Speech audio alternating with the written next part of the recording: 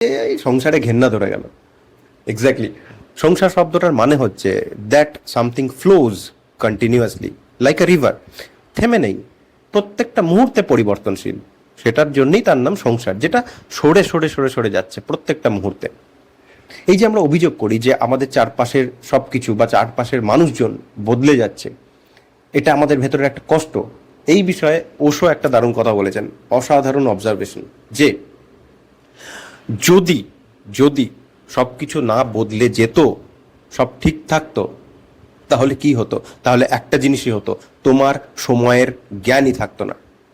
সময় কি, space, time, fourth dimension, এসব সায়েন্টিস্টরা জানেন। আমরা কিভাবে সময়কে দেখি? যখন সবকিছু বদলে যাচ্ছে তার মানেই সময়টা এগোচ্ছে। আমি একদম শিশু হিসেবে জন্মেছিলাম, বড় হয়েছি, বুড়ো হচ্ছি, তার মানেই সময় যাচ্ছে, অর্থাৎ পরিবর্তন।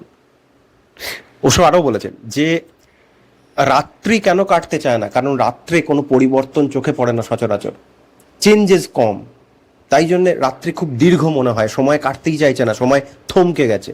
এটাই হতো সারা দিন জুড়ে যদি সবকিছু অপরিবর্তনীয় থাকতো।